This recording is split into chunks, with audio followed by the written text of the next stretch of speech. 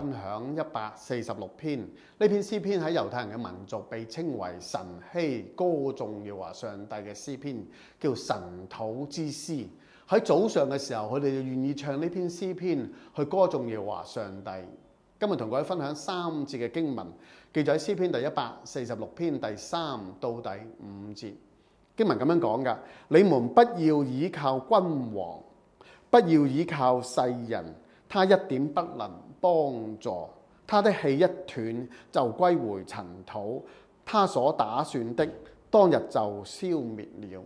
以雅各嘅神為幫助，仰望耶和華他神的，這人便為有福。嗱，原來詩人提醒我哋，嗱，我哋好中意係倚靠有勢力嘅人，特別係君王。你諗下，如果能夠識一個皇帝，我哋成為佢嘅兄弟，能夠倚靠佢，你係幾犀利呢？但係聖經提醒佢，佢有一日都會離開世界，所以我哋千祈唔好倚靠君王。亦都唔好依靠世人，佢唔可以提我哋任何嘅幫助。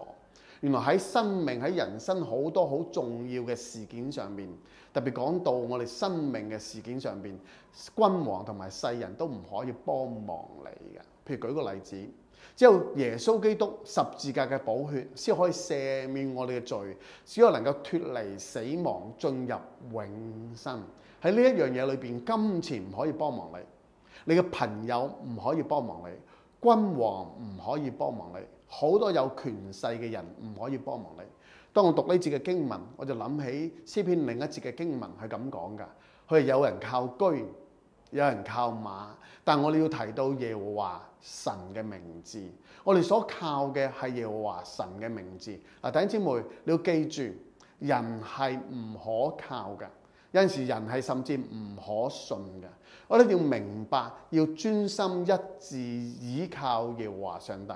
弟兄姊妹，當你睇呢個靈修3分鐘嘅時候，可能你現在陷喺人生好痛苦嘅光景裏邊，你嘅朋友唔理解你，或者你家人離開你，你自己係好艱難患病當中，或者人生好多嘅挫折，我喺度呼籲弟兄姊妹，你要記住唔好靠人，你要記住你要個心。要呼求呢位耶和華上帝，佢係你慈愛嘅天父，係你天上嘅爸爸。最後嗰節好好啊，佢提到話以雅各嘅神為幫助，仰望耶和華他神的，這人便為有福。原來以耶和華神為幫助，仰望佢嘅意思，即係把你嘅困難、你嘅困苦、你自己人生好多嘅災難、你內心好多嘅問題，你交俾佢啦。唔好自己去處理，你完全全去俯伏喺呢位耶和華上帝嘅面前，向佢呼求，向佢禱告，求佢幫助。按照聖經所講，你就係一個有福嘅人。